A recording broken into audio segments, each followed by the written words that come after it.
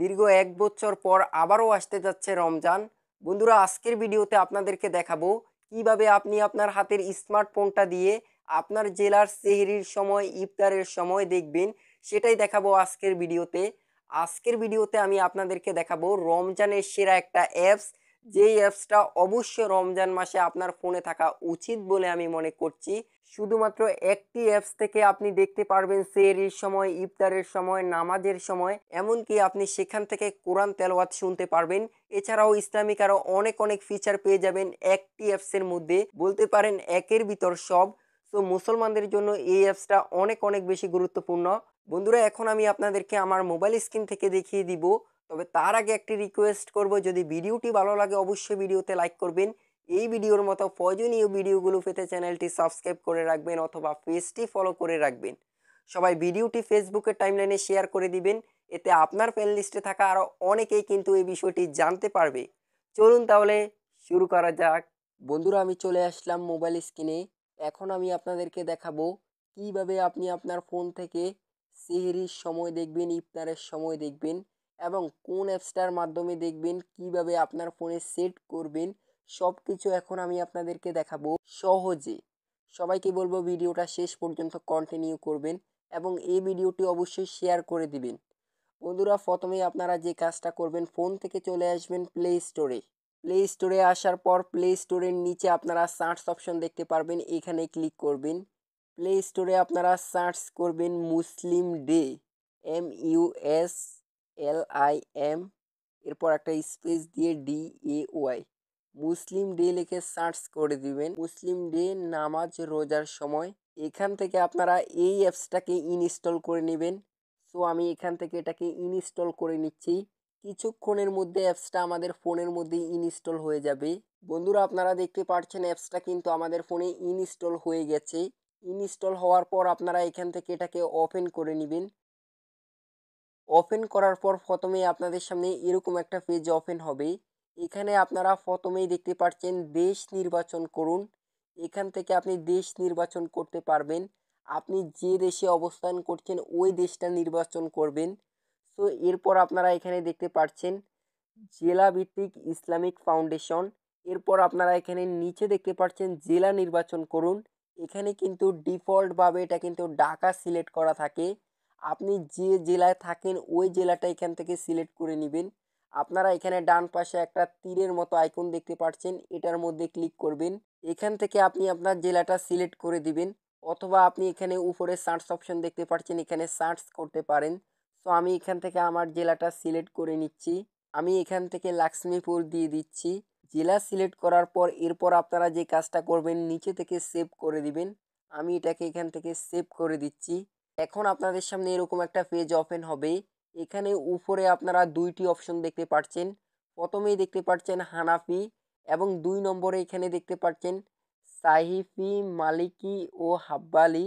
তো আমরা এখান থেকে হানাফি এটা সিলেক্ট করে দিব। এরপর আপনারা যে কাজটা করবেন, এখানে নিচে থেকে সেভ করে দিবেন। আমি এটাকে সেভ করে দিচ্ছি। এখন এখানে দেখতে পাচ্ছেন নোটিফিকেশন সেটিংস, এখানে পারমিশনটা দিয়ে দিবেন।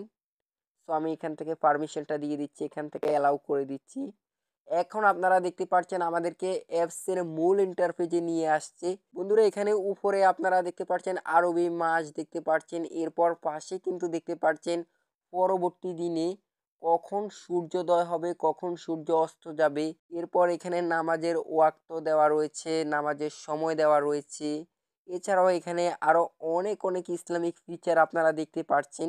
সবচেয়ে গুরুত্বপূর্ণ যে বিষয় সেটা হলো ইফতারের সময় এবং সেহরির সময় কিভাবে আপনারা দেখবেন এই অ্যাপসের মাধ্যমে, সেটাই কিন্তু আমি আপনাদেরকে এই ভিডিওতে দেখাবো। বন্ধুরা, এখন আমি আপনাদেরকে এই অ্যাপসের আরও কিছু ফিচার দেখাই। আপনারা যখন এই অ্যাপসটাকে ওপেন করবেন, আপনাদের সামনে ঠিক এরকম একটা পেজ ওপেন হবে।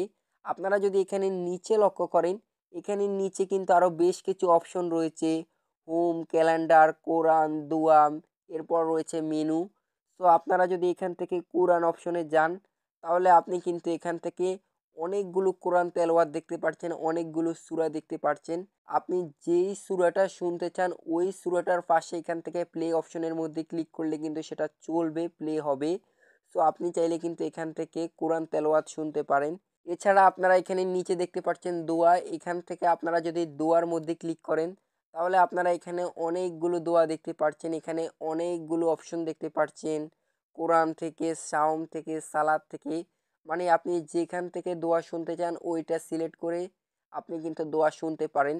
সো আপনারা যদি এই অ্যাপসটাকে একটু ব্যবহার করেন, এখানে আপনারা যদি এটাকে একটু দেখেন তাহলে আপনারা কিন্তু সবগুলো বিষয় আশা করি জানতে পারবেন। বন্ধুরা এখন আমি আপনাদেরকে দেখাবো এই অ্যাপস থেকে মুসলিম ডে অ্যাপস কিভাবে আপনার ফোনের হোম স্ক্রিনের মধ্যে অ্যাড করবেন। মানে যখন আপনি আপনার ফোনের হোম স্ক্রিনের মধ্যে থাকবেন তখন কিন্তু আপনি আপনার ফোনের হোম স্ক্রিনের মধ্যে সেহরির সময় এবং ইফতারের সময়, নামাজের সময় সবগুলো বিষয় কিন্তু আপনি এখানে দেখতে পারবেন। এখন আমি আপনাদেরকে দেখাই কিভাবে এই অ্যাপসটাকে হোমের মধ্যে সেট করবেন, সেটা আমি আপনাদেরকে দেখাই।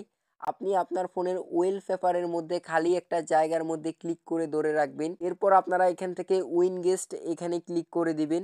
সো আমি এখানে ক্লিক করে দিচ্ছি। ক্লিক করার পর এখান থেকে আপনি খুঁজে বের করবেন মুসলিম ডে। সো আমরা এখান থেকে এই যে দেখতেই পাচ্ছেন এখানে মুসলিম ডে এটার মধ্যে আপনারা ক্লিক করবেন। বন্ধুরা এখন আপনারা এখানে একটা শর্টকাট ক্যালেন্ডার দেখতে পাচ্ছেন।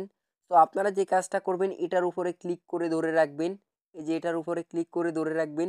এরপর এটা কিন্তু আপনার ফোনের হোমের মধ্যে চলে আসবে। এখন আপনি এটাকে যেখানে রাখবেন এটা কিন্তু সেখানেই থাকবে। সো আপনি এখান থেকে আপনি পজিশন মতো এটাকে একটা জায়গায় রেখে দিবেন, তাহলে যখন আপনি আপনার ফোনটাকে আনলক করবেন তখন কিন্তু আপনি এটা কিন্তু সরাসরি দেখতে পারবেন কোন দিনের ইফতার, কোন দিনের সেহরি কখন, সেটা কিন্তু আপনারা এখানে দেখতে পারবেন। এছাড়াও এখানে আরও অনেকগুলো আপনারা বিষয় দেখতে পারবেন। তো আশা করি আজকের ভিডিওটা আপনাদের একটু হলেও উপকারে আসবে। যদি ভিডিওটা উপকারে আসে তাহলে ভিডিওতে লাইক করবেন।